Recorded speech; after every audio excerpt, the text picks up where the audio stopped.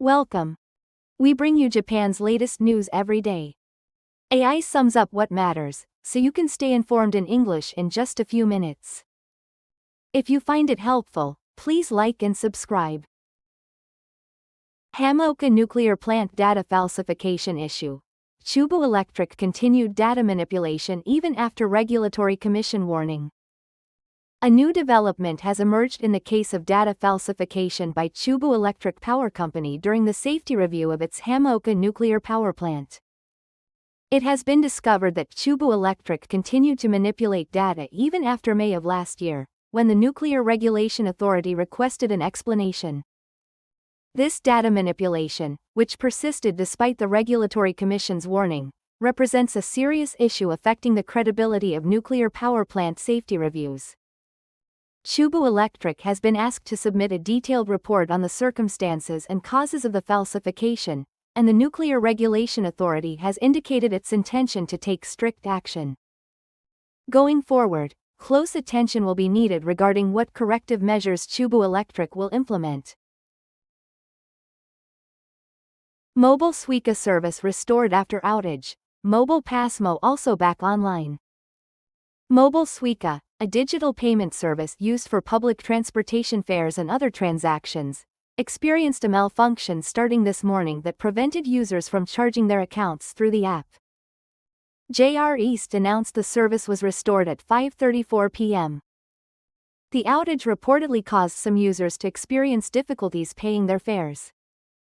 A similar outage also affected Mobile Pasmo, which was restored around the same time. Both companies say they plan to conduct a detailed investigation into the cause of the disruption. We sincerely apologize for any inconvenience this may have caused our users. Evacuation advisory issued for all of Tabuse town in Yamaguchi Prefecture. Tabuse town in Yamaguchi Prefecture issued an evacuation advisory for all residents in the town at 4 p.m. on July 1, affecting 6,855 households and approximately 13,857 people. The advisory was issued due to increasing concerns about landslide risks from continuous rainfall. This alert corresponds to Level 3 on the 5-tier warning system and is calling for evacuation of elderly residents, people with disabilities, and others who require extra time to evacuate. With rain expected to continue, the town has heightened its alert level and is urging residents to stay informed with the latest updates. Anthropic resumes provision of Claude models to domestic financial institutions as U.S. export restrictions lifted. U.S. AI startup Anthropic has resumed domestic provision of its latest AI model, Claude Mythos 5, along with the similarly performing Fable 5. The supply to domestic financial institutions had been restricted due to U.S. government export controls, but the lifting of these regulations has made the resumption possible. Domestic financial institutions plan to advance information gathering through the utilization of these cutting-edge AI models, with the aim of streamlining business processes and improving customer services. The introduction of high-performance AI is expected to strengthen the competitive edge of Japan's financial industry in digital transformation. Captain Tsubasa, creator Yoichi Takahashi, in 4 years, make Tsubasa's World Cup championship dream a reality. Japan lost to Brazil in the Soccer World Cup held in North and Central America. Yoichi Takahashi, creator of the globally popular soccer manga, Captain Tsubasa, commented on the match, saying, "It was a game that showed Japan can compete on equal footing with soccer powerhouse Brazil." Takahashi highly praised the growth of the Japanese national team and sent his encouragement toward the World Cup 4 years from now, stating, "I hope they will realize Tsubasa's dream of winning the World Cup." He expressed his expectation that Japan's national team will achieve a championship victory, which is also the goal of the manga's protagonist Tsubasa Uzora. LDP launches Regional Future Parliamentary League, with Aso as honorary chairman and former PM Kishida on board. The Liberal Democratic Party has launched a new parliamentary league called the Regional Future Parliamentary League, aimed at revitalizing local economies. Former Vice President Aso has taken on the role of Honorary Chairman, while former Prime Minister Kishida, Secretary General Suzuki, and Foreign Minister Motegi have assumed positions as advisors. The League will move forward with examining concrete policy measures including regional revitalization, promotion of local industries, and initiatives to encourage younger generations to settle in rural areas. To address the challenges facing depopulating regions, a broad range of party members will participate, with the party committed to developing policies aimed at invigorating local communities. Prime Minister Takaichi departs for India aiming to advance cooperation on economic security. Prime Minister Takaichi departed from Haneda Airport this afternoon bound for India. During this visit, he is scheduled to hold a summit meeting with Prime Minister Modi, and strengthening bilateral relations is anticipated. Before his departure, the Prime Minister expressed his intention to advance concrete cooperation centered on the field of economic security. India is experiencing remarkable economic growth and is positioned as a strategically important partner, making enhanced coordination going forward a key priority. Through discussions between the two leaders, cooperation is expected to be discussed across a wide range of fields including economic security, defense, and energy. House Speaker Mori urges ruling and opposition parties to pass Imperial House law amendment in calm atmosphere. Amid ongoing partisan disputes in the Diet, House Speaker Mori met today with the Secretaries General of 7 ruling and opposition parties. At the meeting, he strongly urged the parties to cooperate in passing the Imperial House Law Amendment Bill, aimed at securing an adequate number of imperial family members, as the top priority in a calm and orderly atmosphere. Revision of the Imperial House Law is considered an urgent matter to address the critical issue of the declining imperial family. Speaker Mori emphasized the need to advance cross-party discussions on the amendment and work toward its passage as soon as possible.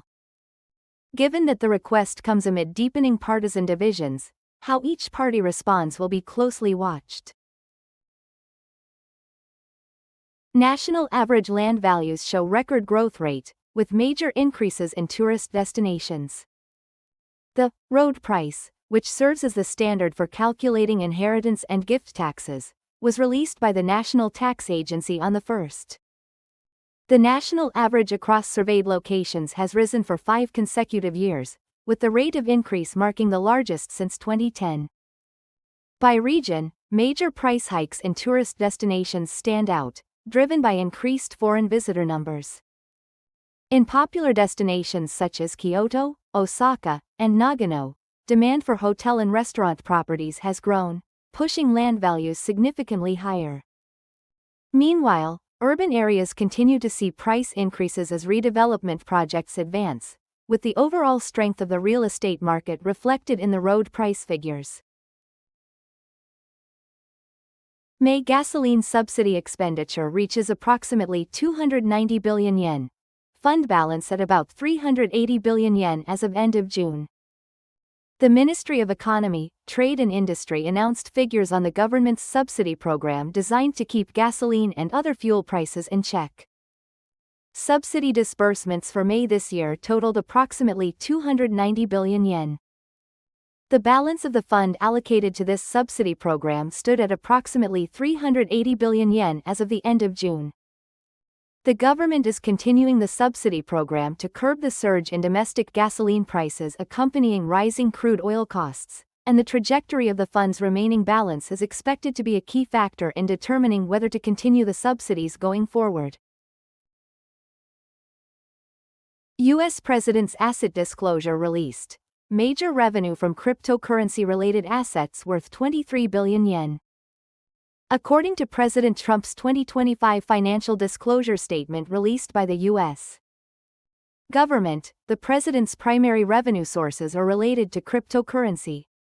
According to reports by American media outlets, the amount totals at least $1.4 billion, equivalent to approximately 23 billion yen. The disclosure reveals that cryptocurrency investments now constitute a significant portion of the president's asset portfolio. President Trump to hold first Republican Party convention ahead of midterm elections. President Trump of the United States announced that his party, the Republicans, will hold a party convention in southern Texas in September. This marks the first time a party convention will be held before a midterm election.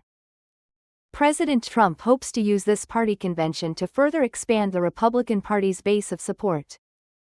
Party conventions are typically held in the summer of election years, making this timing ahead of the midterm elections an unprecedented move. The aim appears to be to strengthen party unity and intensify appeals to voters. Attention is now focused on what kind of impact this convention will have on American politics going forward. U.S. Supreme Court upholds birthright citizenship, dealing blow to Trump's push for major restrictions. The U.S. Supreme Court ruled on June 30 that a presidential executive order issued by President Donald Trump to severely restrict birthright citizenship, the constitutional guarantee that grants American citizenship to virtually all children born in the United States, is unconstitutional and invalid. Regarding birthright citizenship, a civil rights principle that has been in place in America for approximately 150 years, the Supreme Court voted 6-3. Determining that children born in the United States to parents who are unlawfully or temporarily present are citizens, at the moment of birth, under the 14th Amendment to the U.S. Constitution. President Trump had attempted to restrict birthright citizenship guaranteed by the Constitution through executive order. He had argued that children of undocumented immigrants and some children of temporary visitors were not subject to the jurisdiction of the nation and therefore were not eligible to acquire birthright citizenship. The Supreme Court's ruling significantly sets back Trump's immigration policy and has been welcomed by multiple civil rights organizations. On his social media platform Truth Social, Trump wrote that the court's decision is disappointing and promised to continue fighting birthright citizenship through legislative measures. Trump wrote, "We don't need a time-consuming constitutional amendment, and Congress should begin work today to end birthright citizenship, which is costly and unfair to this nation." 3-year-old boy rescued from rubble 6 days after Venezuela earthquakes. A 3-year-old boy has been pulled from the rubble 6 days after a series of powerful earthquakes struck Venezuela on June 24, causing devastating damage across the South American nation. The rescue was confirmed by a search and rescue team from Jordan on the 30th. Video footage of the rescue shows the boy, referred to as Clever Moran by interim President Delcy Rodriguez, being pulled from the debris in La Guaira state as rescue workers cheer. Interim President Rodriguez described the rescue as a moment of hope. The United Nations has warned that tens of thousands of people in the affected areas urgently need food and shelter. The consecutive earthquakes, measuring 7.2 and 7.5 in magnitude, have claimed 1,943 confirmed deaths and left more than 10,000 injured. Tens of thousands of people remain missing.